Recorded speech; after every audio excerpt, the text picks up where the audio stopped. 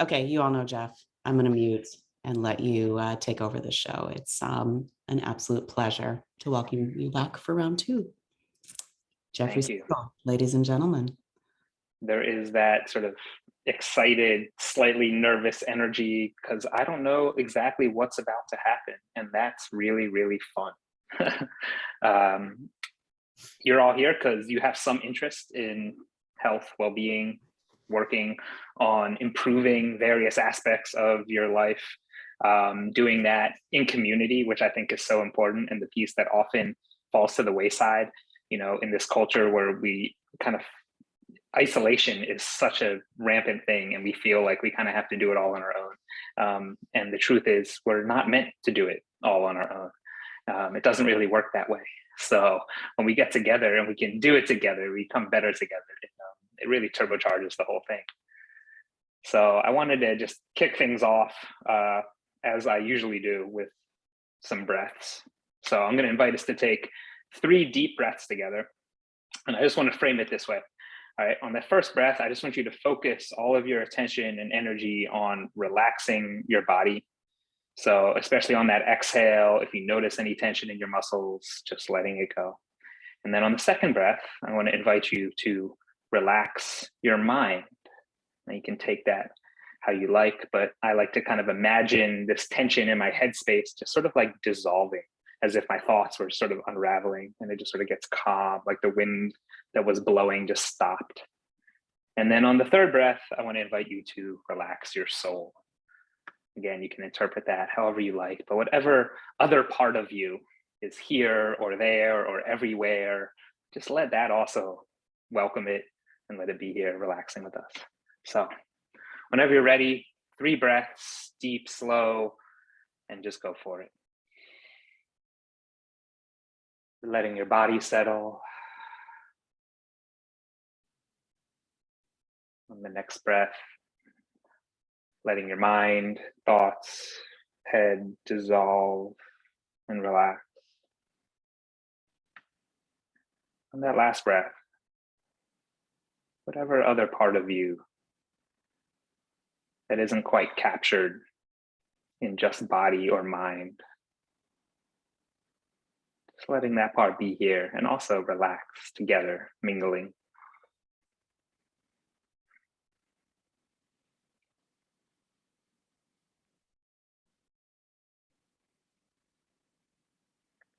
And then notice what's going on. I always find that just a few conscious breaths can be a really, really powerful reset. And then there's sort of that inevitable little voice that pops back up at the end. It's just like, okay, now what? Where do we go from here?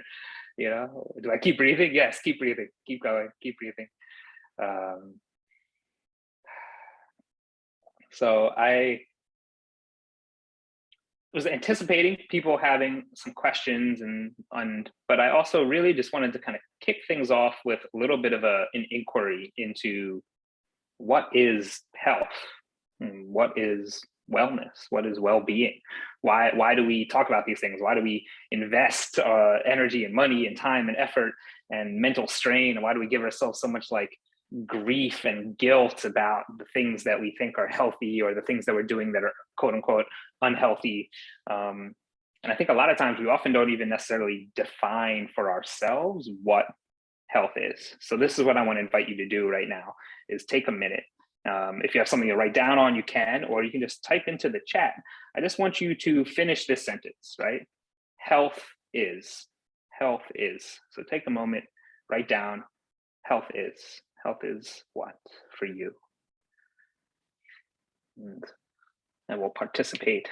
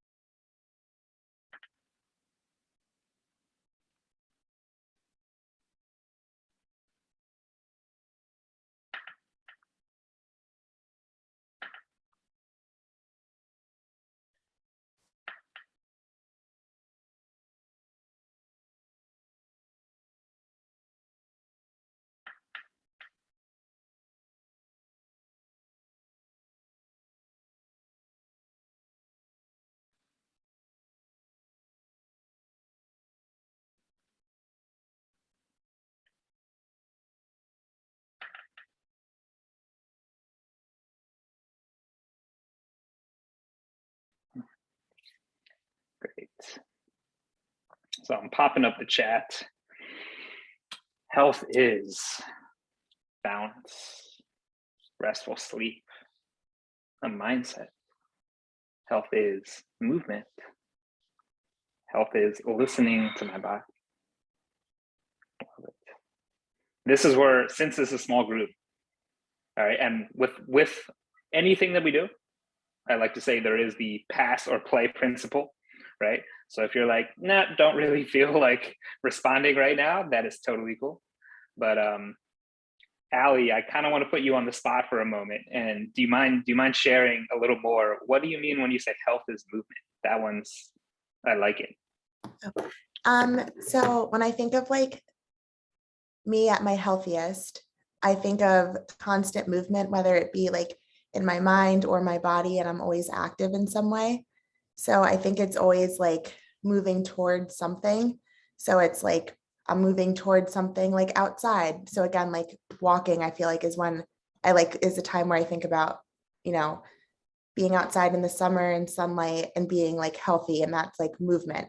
And then my mind starts working, and then I'm able to kind of form better thoughts and pathways and like connections. And so like whenever I'm moving, as long as I'm moving, something will come together, I feel like. I love that, because some of my best thoughts come to me when I'm moving, especially walking. I like it. There is such an interesting relationship between the ways in which we move our body and the types of thoughts that tend to arise out of that. So that's a really cool piece. And then I think and tell me if I'm right about this, like there's a piece to what you're saying is sort of like the movement towards something is like there's growth, there's progress, there's evolution, right? It's like you're not static. Yeah, exactly.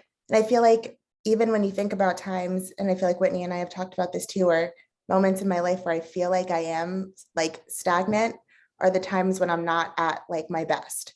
Or there's other areas in my life where like things aren't coming together the way I want them to come together. So it's kind of like something needs to change, and then you have to have that like movement in order for it to happen.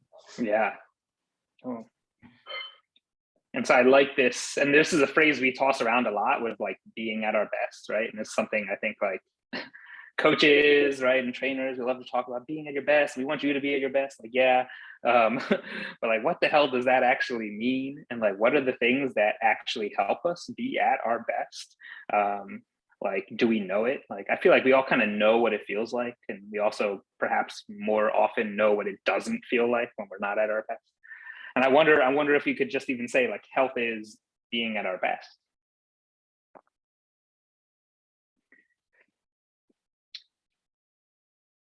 I want to continue this, but I'm going to have you finish one more, a slightly different sentence prompt. So let's try this.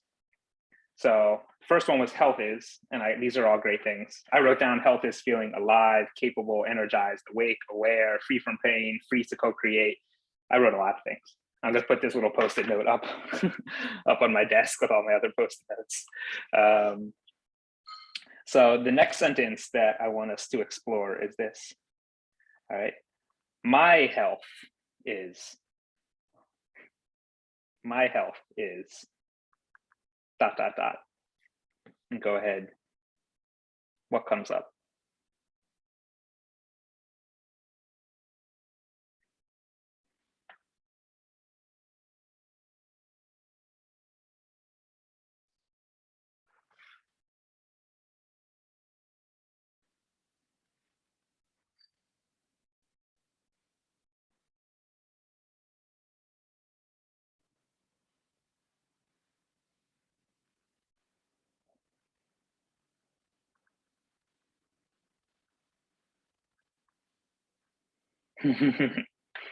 So I'm seeing some things pop up in the chat here. So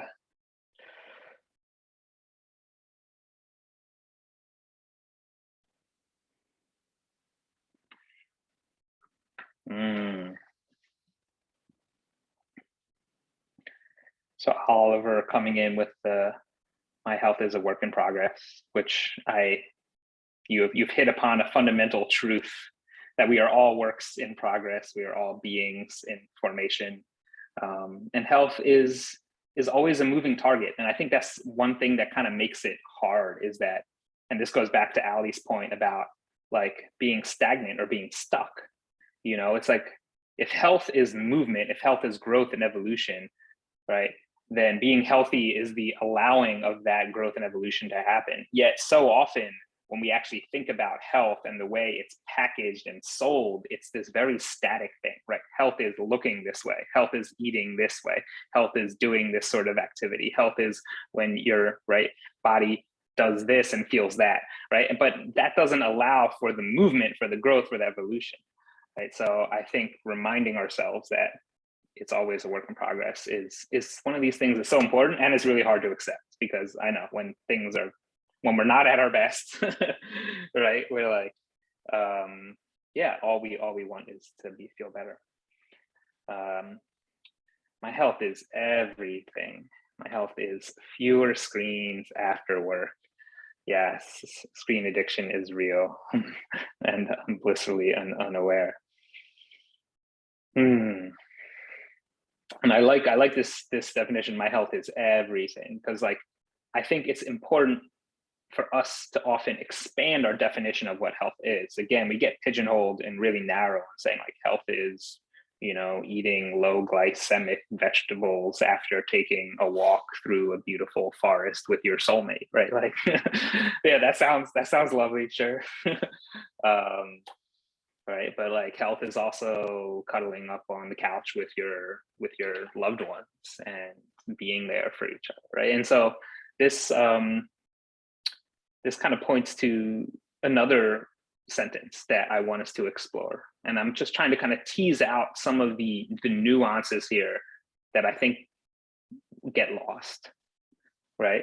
And so we explored health is, right? Now I want us to write down wellness is. Wellness is what? And finish that sentence.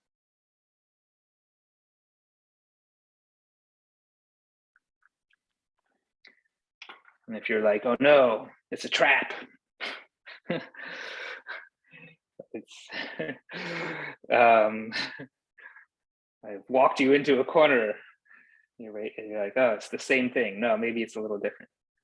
Take a moment, consider that. Wellness is. And I'm not trying to get us like overly bogged down in semantics, although I like words and I like where words come from, but just thinking, okay, well, if health is what we just said it was, then what is wellness?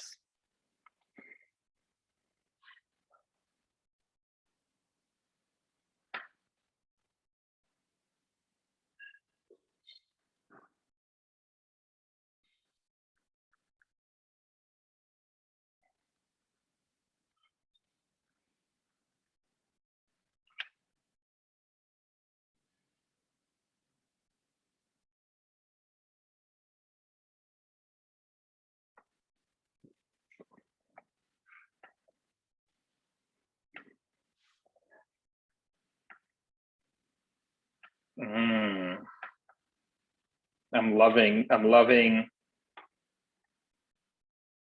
what I see in the chat.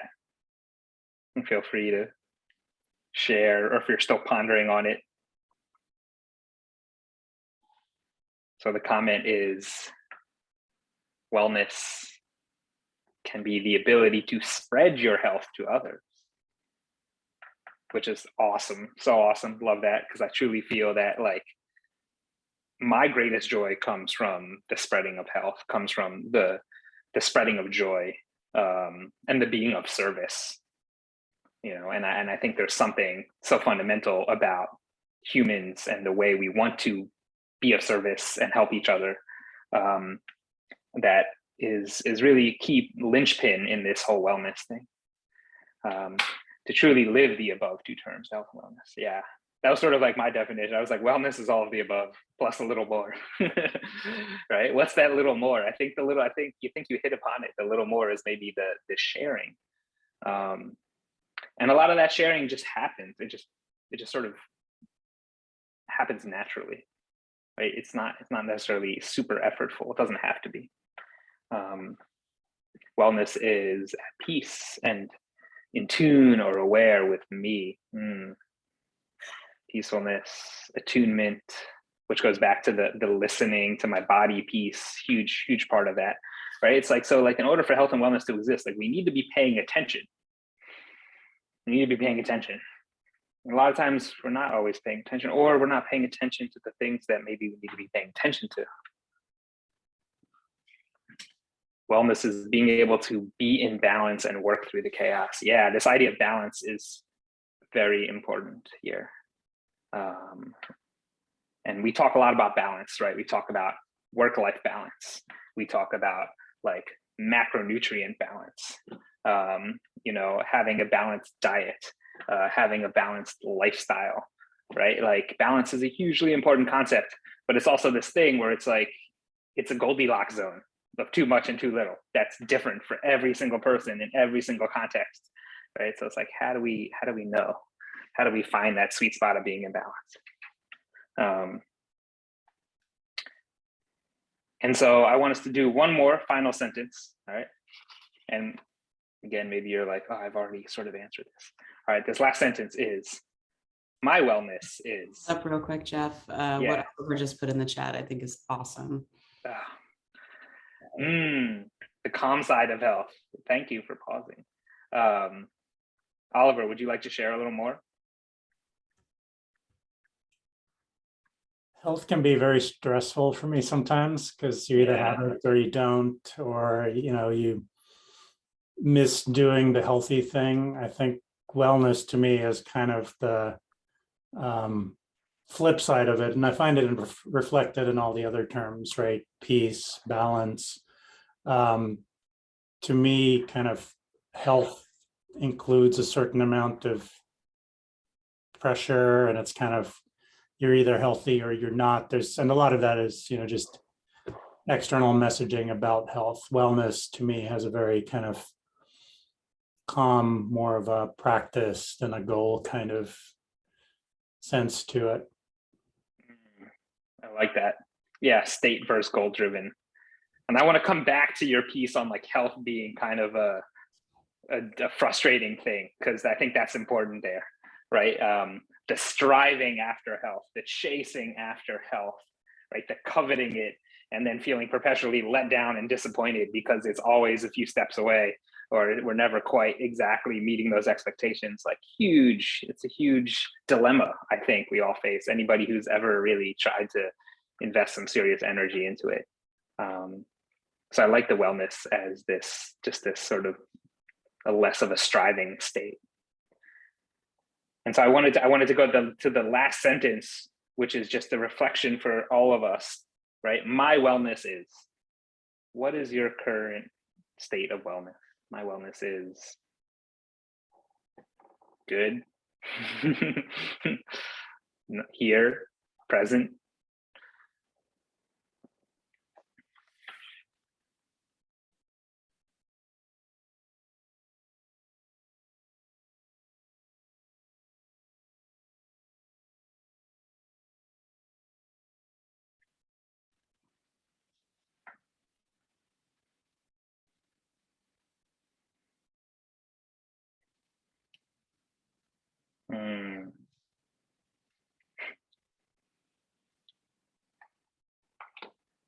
Yeah, Ellie, I was just going to say like adjustable or something like that. I think that's a really good phrase. I might steal that one.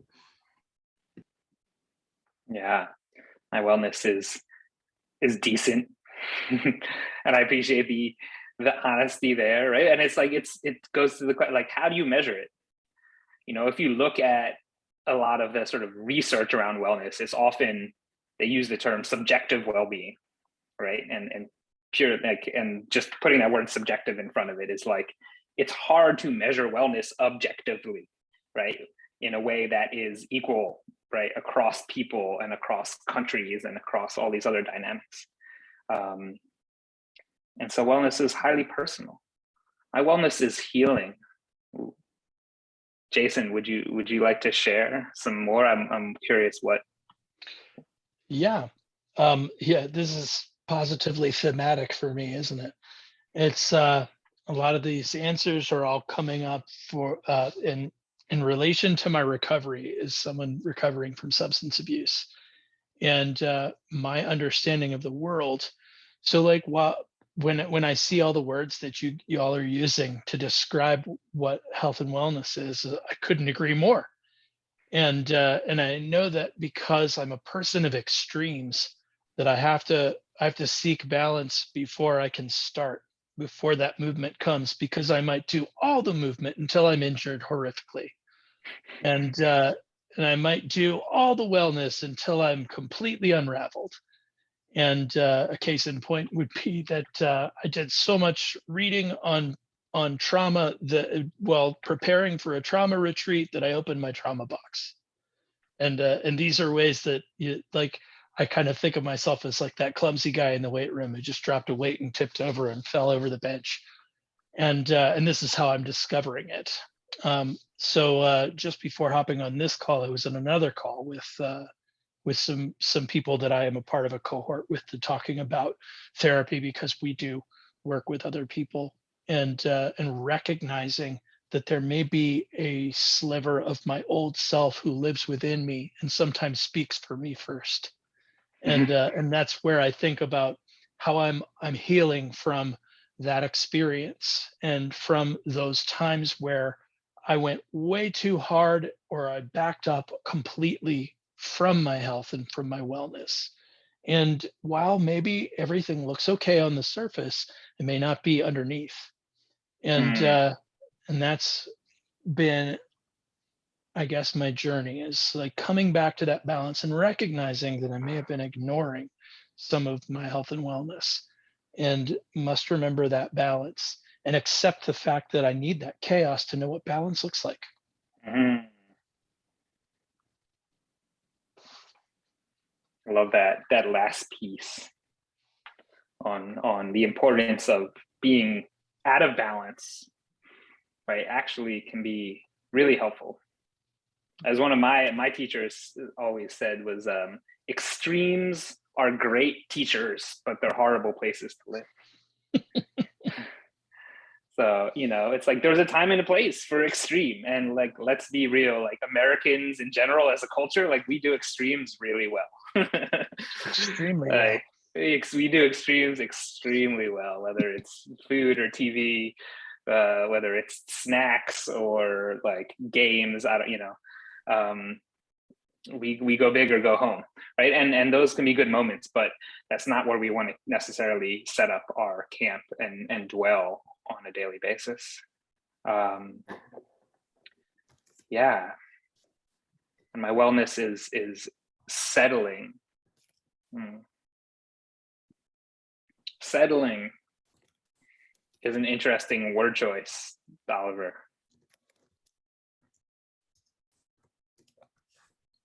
I feel like it's been very turbulent and disturbed over the last months, but the last few weeks, it's kind of settled in a good way. So not entirely free of movement and waves, but definitely calmer, and I feel like it's less, maybe in a slightly un-American way, less extreme than it was before. Yeah. And I find there's also a certain byproduct of aging in which the extremes become a little more gentle. And we learn to be a little less extreme, perhaps, a little softer around the edges.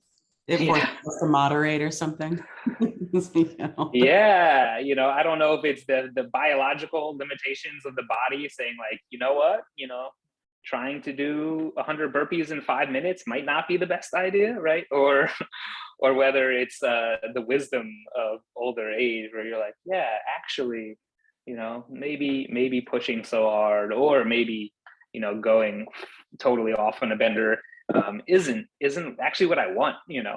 So I think of wellness as a sort of, it's like a gravity, it's like a certain center of gravity that kind of like holds things in orbit, right? Things are still moving and fluctuating, and sometimes they bounce out kind of far, but it's like the wellness is the thing that kind of holds it in its place. It's like the reason we don't float off this planet. But the first thing that I wrote, on that sentence, my wellness is that it's actually really weird for me to think about wellness as mine, right? Like just putting that personal pronoun in front of it, I was like, wait, like my wellness is not mine, right? I think wellness is all of ours. It is something that just sort of is. And it goes back to this point of like, can you really do wellness? Or are you just well? Can you really do health, right? Or can you just be healthy, right? And so we get caught up in these games. Is kind of back to, I think, Oliver, your point of like, there's all of these things that we feel like we have to do, right, in order to be healthy, right? It's like the doing is in service of the being, and it's really to get over attached to the stuff that we need to do or don't do, And so I just want to kind of frame that, because I feel like, especially on like a call, is like rapid fire coaching. It's like, oh yeah, Jeff's going to tell me exactly what I need to do to be healthy. And I'm here. I just want to like totally dissolve that and be like, well, we can talk about things that you can do for sure. And if you have questions about that, I'm happy to get into those things, because doing is fun, like, but it's half, it's half. I don't even know if it's half. It's a part of the being. I want to focus on the being too. That's so funny that you broke it down the way you did, Jeff. That's actually really helpful for me. I just came back from a weekend in like cabin in the woods, like totally gorgeous, everything you could think of. And that's where I started to realize what's one of my like sticking points. I'm on my phone so much more than I need to be. I'm still on my like unplugging. And it's like this weird, I don't know what you would call it, like an urge that kind of builds up within you. So like that was one side of it. And then just realizing that it's just a habit and it's something that I'm so unaware of. Like, and then the second piece was like, we got all this healthy food, or there's like tofu in my fridge, we're gonna make tofu, like all this stuff is gonna happen. And we literally just ate chips and drank Dr. Pepper and watched movies like nothing. And that was like the weekend. And there was something just so like wonderful about that, about noticing a couple of things and then just being devoid of just the constraints of what health and wellness were. And tofu lasts, right? Like it'll be good. Yeah, Tostitos don't. Yeah. But it's so funny that you broke it down like that, because that was both of our thought processes when we were coming back. We're like, wow, we watched like some trashy TV and like went for some nature walks, but aside from that, just like ate chips and signatures. I love that. Thank you for sharing. Yeah. I have something that Jason, that you said that kind of resonated, and it's funny because I feel like the last call I came on with this one, I was like, oh, I'm in this place in this call, it brought something else, to me that kind of helps me in the place that I am in right now. So I'm in this like transitional kind of phase, and you said something along the lines of like the old me speaks for me first sometimes, or something like that. And so I find that, I'm starting a new job, and it's kind of a little bit of that like imposter syndrome has come in.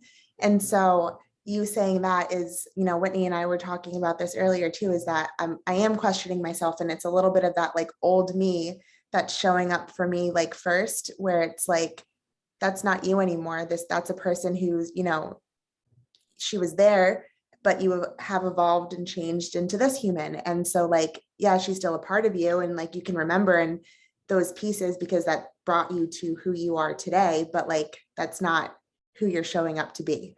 So that was just something that kind of, you said that stuck in my mind that I thought was cool.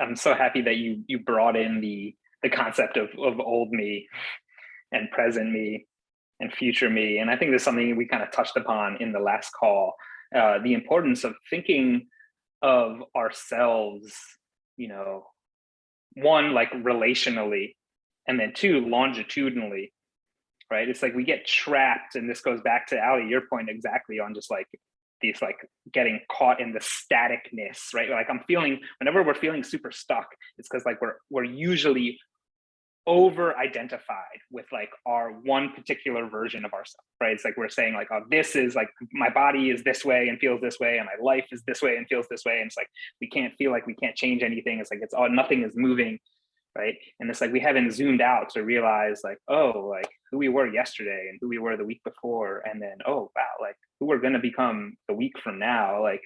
And when we begin to see the timeline of things in this different perspective, and it opens up new possibilities of like, you know, pause, I take a breath, and I'm like,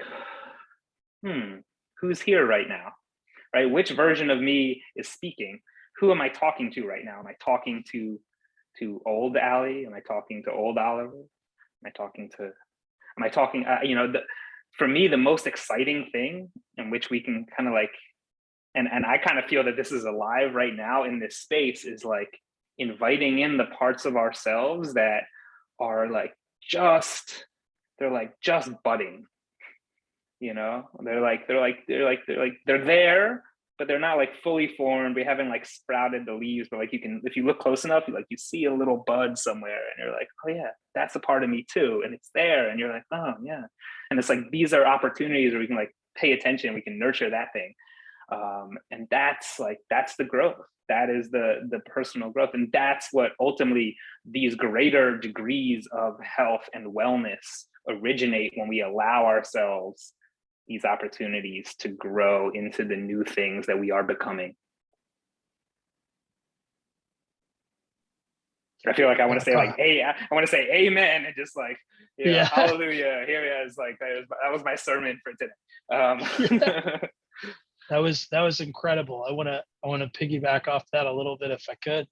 I think that the idea of the bud is so important, and it's this delicate thing, but it's already been this really strong thing that's persevering. And I think that Ali, when you acknowledge that that part of you that's changed, that imposter might feel like that they're there, it's the equivalent to applying a little bit of water and sunlight to that bud, and to give it that nurture that you spoke of, Jeff. And it's like, that's everything. And then isn't it odd that when we try to acknowledge that bud, there's some resistance to it? Oh, that's not my bud. No. And we forget that we are becoming, we are growing. And there's a tricky balance between acknowledging that within us, that bud, and then to also listen to that part of us that was the past. Because while it may not be correct all the time, it isn't wrong all the time either. So it's a funny balance that we have to do. Oh, there's that word again. All right, I'll stop. That's so good, Jason.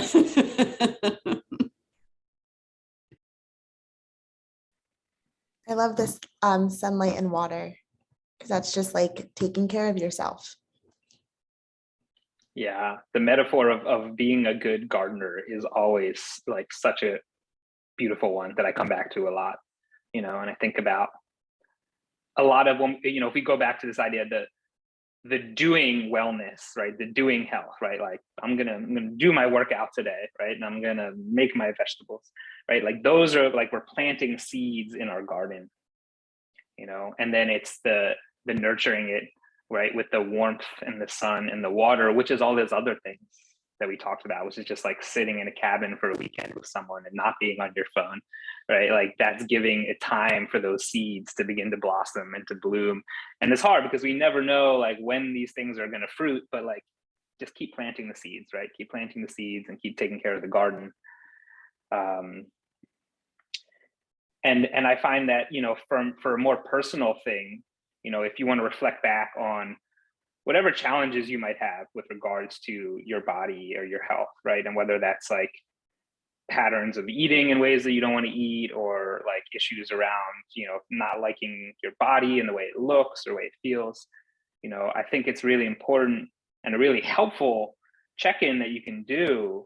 And it to Jason's thing of just like, is this an older part of me that's just speaking for me right now? Like, right? Like the moment I feel that little thing of like, ooh,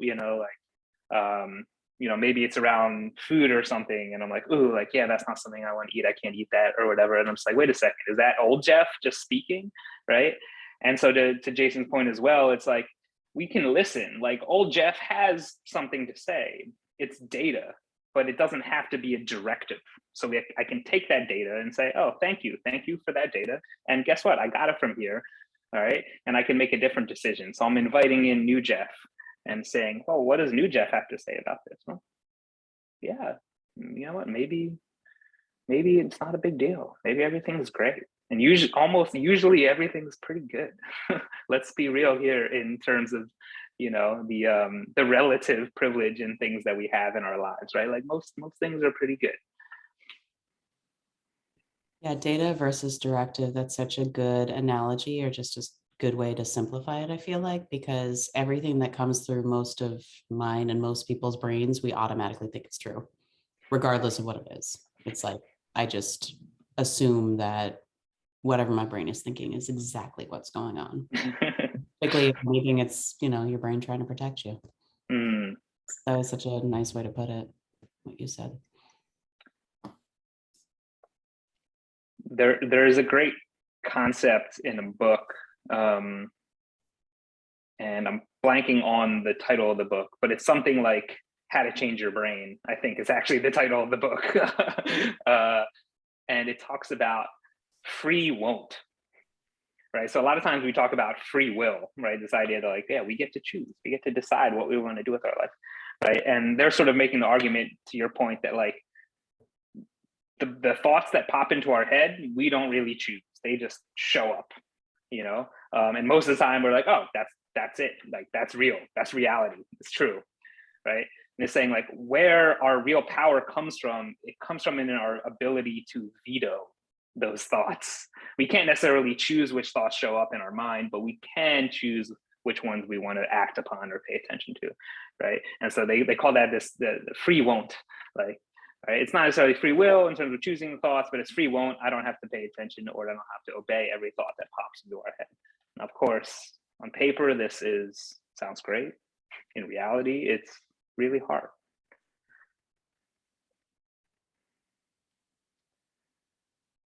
And so this is where we shift into practice right now, right? I want us all to, again, invite you to pause, take a deep breath,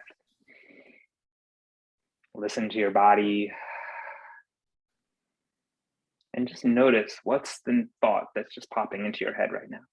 Just see if you can notice it.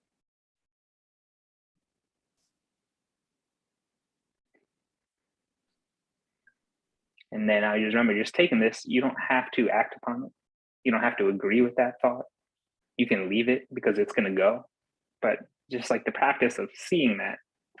And there's also this extra irony of like, sometimes when we go looking for the thought, it doesn't show up. Right. And we're just like sitting there and you're like in this sort of this blank space and you're like, what's going on? Where did all the thoughts go?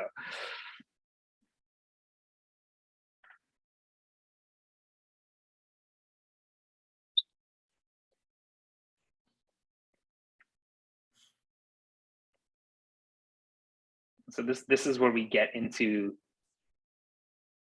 my favorite part of being in collective silence for a moment, right? So the longer we sit here in quiet, the more that some thoughts are going to come up, and the more that impulses are going to come up to want to break the silence, to want to say something, to want to relieve your anxiety, right?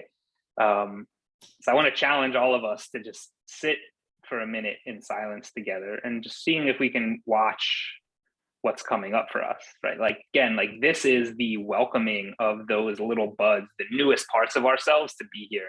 So we're not just running on the patterns of the old parts of ourselves, right? And I truly believe that's where we're going to find this wellspring of well-being. So I'm going to shut up and we'll just be silent.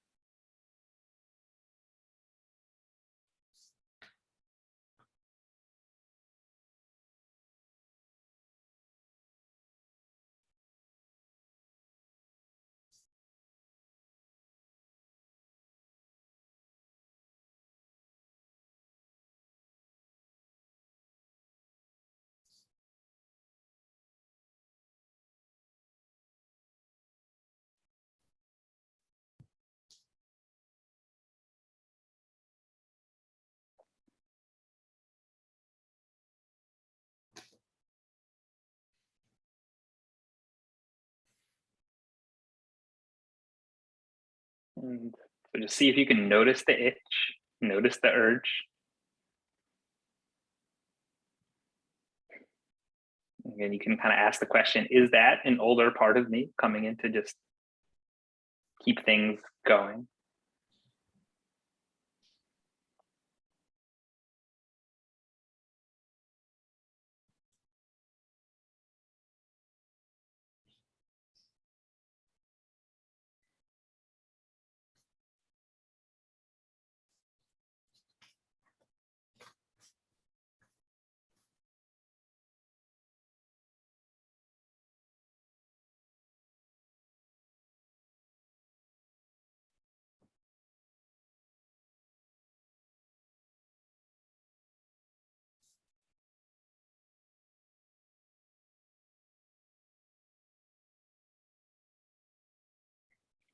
And just notice what's going on right now relative to a few moments ago.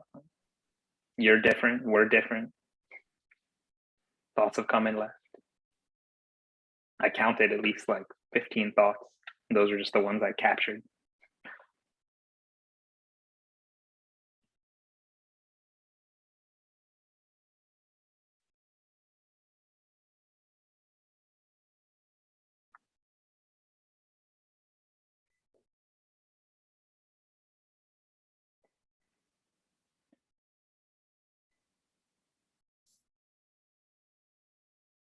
All right, and I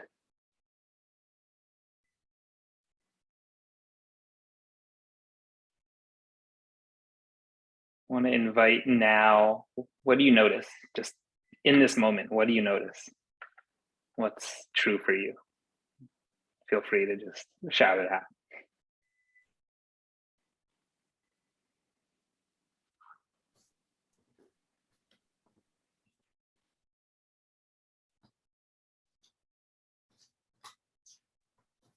My brain automatically goes to how can I optimize whatever is going on in front of me? Like I automatically was like, well, here are the things I have to do after this. And I'm just like, wait, what are you doing?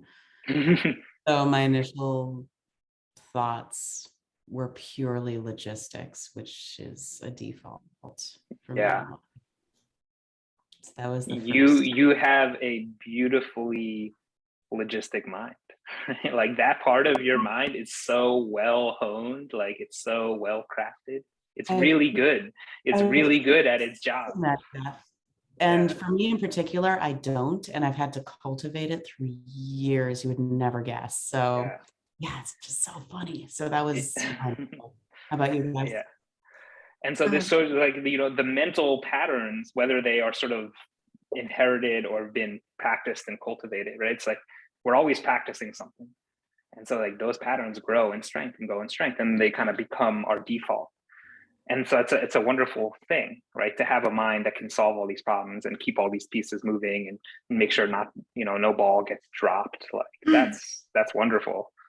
But it's also learning when to put that down, or be able to turn down the volume, or be able to put it aside for a moment, right? That's the additional skill.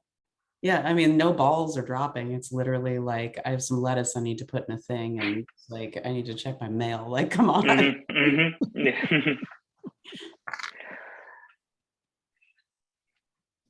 think for me, what it came down to was a little bit of that, like trusting in yourself, that you have yourself. And because, you know, there has been plenty of times in my past where I have let myself down. And, you know, I think that that's where that whole self-doubt thing can come in. And so, you know, having to work through trusting that if you have, you know, that goal and you know, you want what you want, or you have those ambitions and drive, that you have to trust that you're going to get yourself to where you want to be, I guess, is that whole thing. Because I feel like I specifically deal a lot with like self-doubt and questioning, and again, if like I should be in places where I am, or that type of stuff. But I saw you writing a lot of things down. Yeah. I got a new journal. I actually just showed Whitney, so I was very excited. Great. But yeah, I've been writing all night. Actually, this has been great. Love it, love it. A huge fan of journaling. It's a really, really good way to process the thoughts. But and I think I want to encourage you to go to that place of trusting, right? The place that's like right before the thought shows up, of just like, oh yeah, just like being with your body and recognizing, oh yeah, I can kind of trust this. It's okay. I can do these things. I can be here. That's actually so funny because one of the things we just talked about today was what I showed you, and I said I can do hard things, and then you were like, no, you can do like new things. So that's just kind of like that first thought of like, okay, trusting, like, yeah, it might be new, but you're doing it. So it's pretty cool. You can do hard things and you can do new things. Yeah, it's really cool.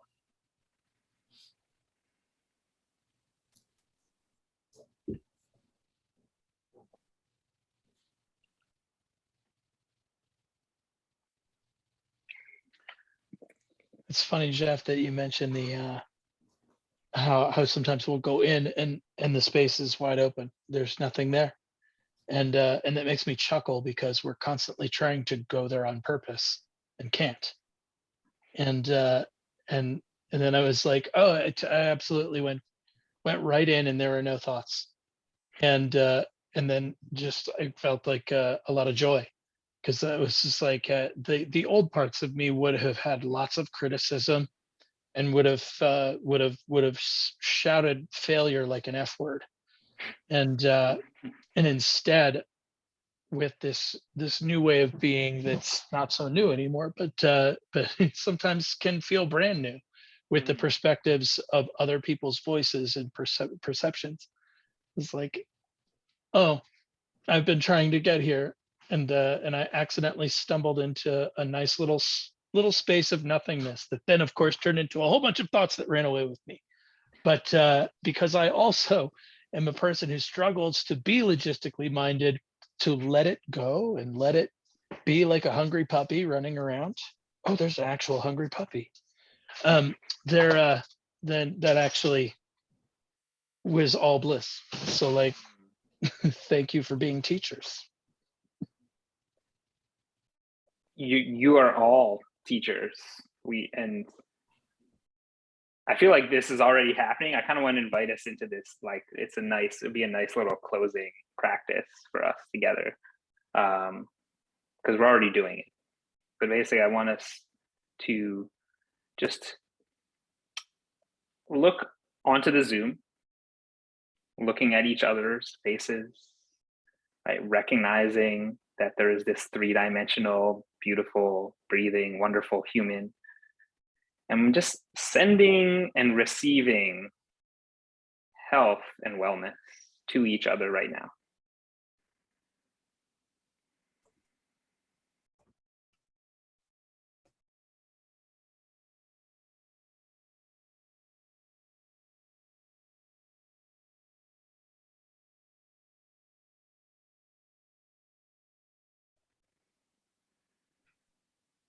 And so we're putting aside any little thoughts that say, oh, I'm not as healthy as I could be, or well-being is needs more healing.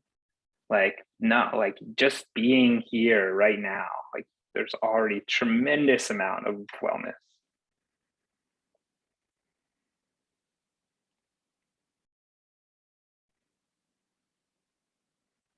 And when I look at you with this like unconditional positive regard, like, I can see that. And when I see all of your faces looking back, I can feel that.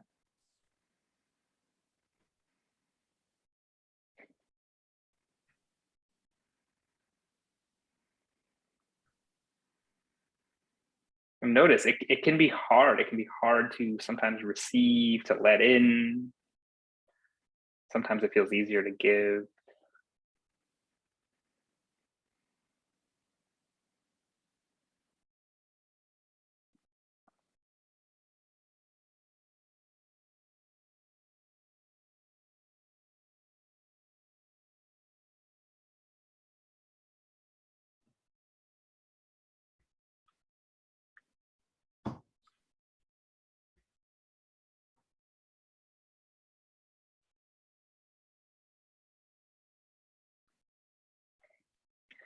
And so notice we're just like filling up our little wellness tank. We're gonna like top it off right now.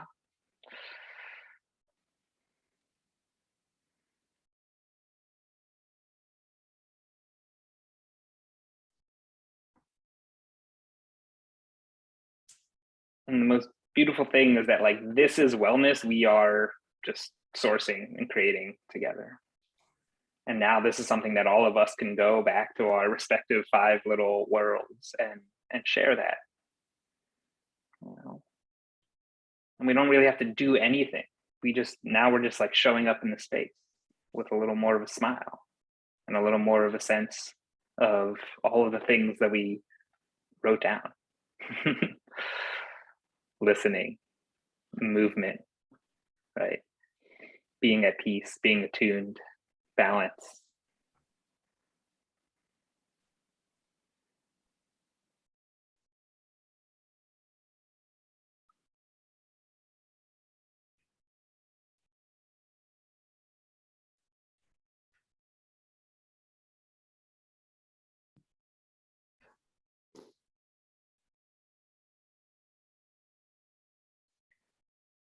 And so there are many ways we can be well. And I think this is one way in which we can do this together and access this sort of fundamental well-being. You know? And all of these other activities, the exercise and the eating and the movement and the sunshine, right? And the stress management and the sexy time and all of that stuff, right? Like around it. Yeah, that supports it. That's good. That's important to have. We need that too.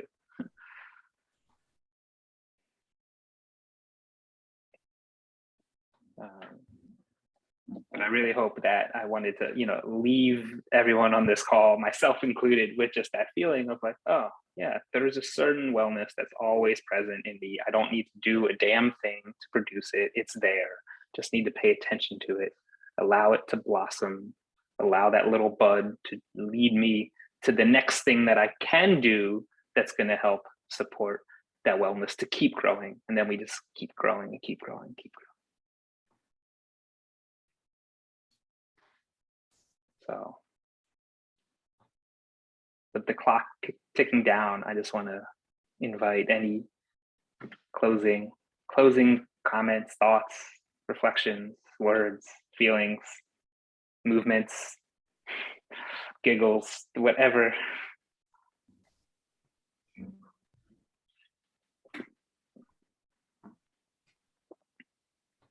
I think that that's important to remind yourself of like that you have it, the wellness within you.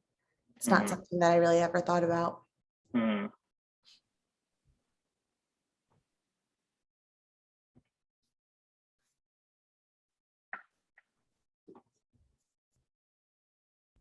And the most beautiful piece of the wellness blueprint, right? Like the blueprint is you have the blueprint, right? It's woven into your DNA. There are certain conditions that you can create that help manifest it.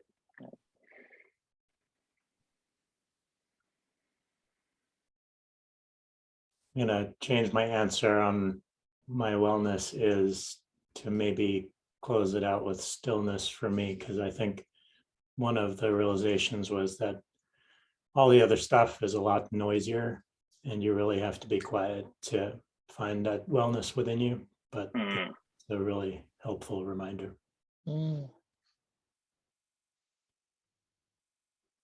Agreed.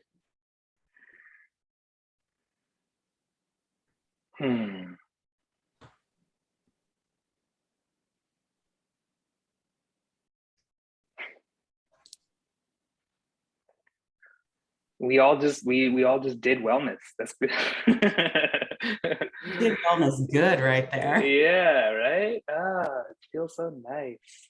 I wish you all a wonderful, wonderful, wonderful rest of your day and blissful sleep and carrying some of that wellness with you. Because guess what? Tomorrow you're going to show back up in all of the old bullshit because that's just how it works. So, but now you have an experience that you can draw upon because you're like, oh, that thing last night. Yeah, like I felt that. So, okay, there's something there. There's a little bud there. And so Really appreciate it, and keep showing up to all of Whitney's classes, because we need the doing alongside the being, and we'll keep watering all of our plants.